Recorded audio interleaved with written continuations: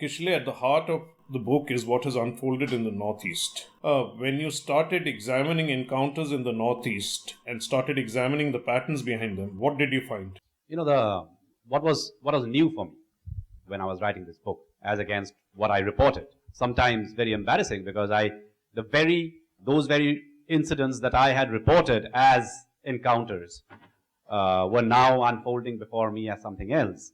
And the limited point that actually the book will make is that people who've just moved in from across the border from Bangladesh into India, and as you know, we have a very long border with Bangladesh, about 4,098 kilometers border. There are 65 smuggling corridors there. There's cattle running. There's a whole lot of other stuff that goes on.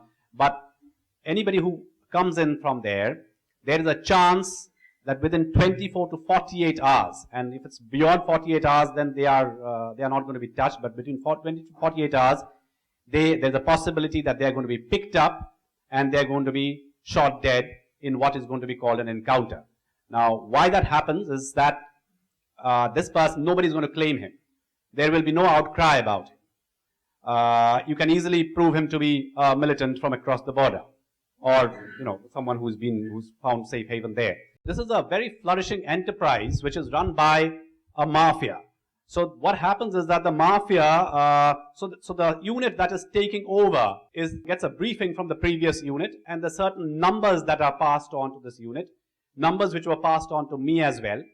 And there are this mafia operates, and so in Lower Assam there will be one mafia, in Upper Assam there will be another mafia, and this unit that comes in that has been inducted would call them up whenever they require a kill, and this mafia would supply the kill depending on what kind of person they require. Mr. Pal, almost every police encounter has to be reported to the NHRC. Given the context of what you've looked at, are these isolated aberrations or are encounters more deeply rooted in our system? It is true, as Mr. Sahai says, that when the armed forces or the paramilitary or even the police in certain cases are actually in a situation where they are confronting almost on a daily basis an armed enemy, these staged encounters are fairly uncommon. They are rare.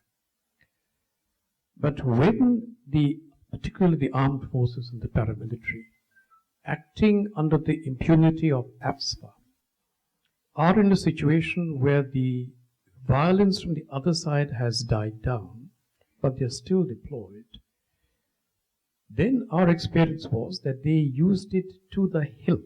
In these reports that we got from the police in each state, there is a clear pattern of reports. And each state, as it were, has its own mythology of how an encounter takes place. In UP, it is always a police party at a checkpost late at night that sees two men, sometimes three men, all of them usually on a Honda. I don't know why they choose a Honda, but it's always a Honda.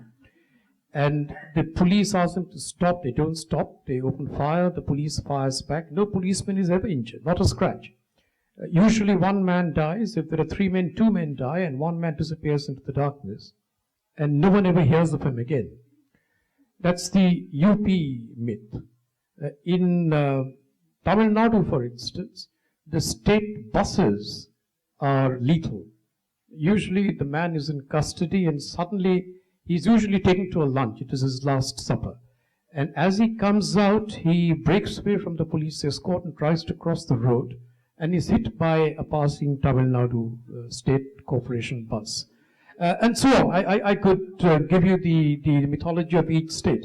Now, because these form state patterns, they cannot be random. Clearly, someone has set a template in which reports are to be sent to the NHRC. And if they had been genuine, they would not have been. Unfortunately, I cannot tell you what the J&K template is, because the J&K police, under the provisions of the National Human Rights Commission, the Protection of Human Rights Act, does not report. To come back to J&K, because the point Kishalay is making is that Assam is where the army has picked up these habits. But clearly the army moves from place to place.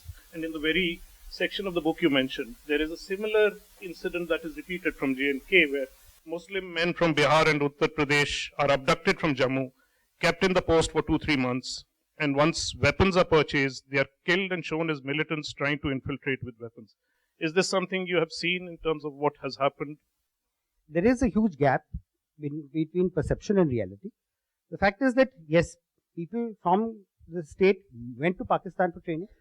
Many of them came back. Many got shot while going to Pakistan. Many got shot while coming back from Pakistan. Now, those are huge unaccounted numbers.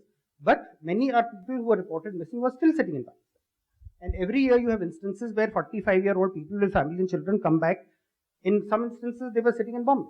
In some instances, they were sitting in Goa. So, where do you actually get the correct figure and what is actually happening between the rhetoric and the propaganda and the reality is the huge gap, which I think needs to be addressed more than just trying to do a blame game. What about, and I mean, the argument is not without basis, so I will act as a devil's advocate here, that a police force that is understaffed, ill-trained, facing a judicial system that does not deliver, often are using shortcuts to what they think are justified. You're absolutely right. Certainly in the two states where you had the largest number of these killings, Maharashtra and Uttar Pradesh, this was very much the case. In Maharashtra, we had the DGP or the ADGP of Maharashtra appear before the commission, before our bench. He confessed. He said, look, this used to happen at a time when we needed to wrest Bombay back from the underworld. But now that we've got it back, it won't happen, and it isn't happening. Which indeed was the case. Encounters are pretty rare now in Mumbai. In UP, it was really the other point that you made, the judicial system. That many of these people who were being killed had a criminal record. The reports that we got all listed. A whole page would be their past convictions or their FIRs lodged against them. And the judicial system, for whatever reason, had failed the police. Either the prosecution had been unable to establish the case, or simply the fear of the man had led, in whatever way, to his acquittal. So the next time the police picked him up, they shot him. So yes, it is an indictment on the entire system. But that does not detract from the fact that for whatever reason, these were extrajudicial murders. Under the current circumstances, how do you assess the role or the need for the army in J&K? The thing is that there are two ways of looking at it. So you can either withdraw the AFSPA by legislation or repeal of legislation, or you withdraw it by practice. For example, in Srinagar town, now for almost 20 years, the army has not operated.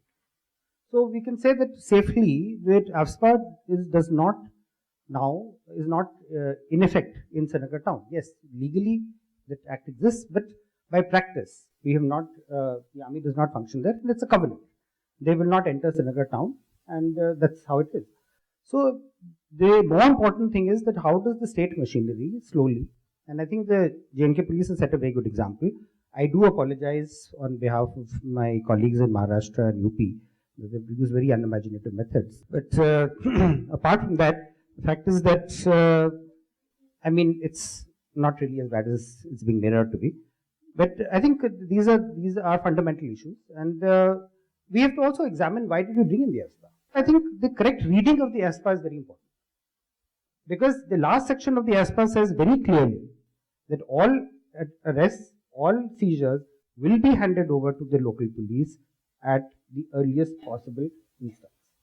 So this whole thing, belief that the army can actually arrest somebody, there is no time limit to their arrest, that they're not open to judicial scrutiny, I think is not true.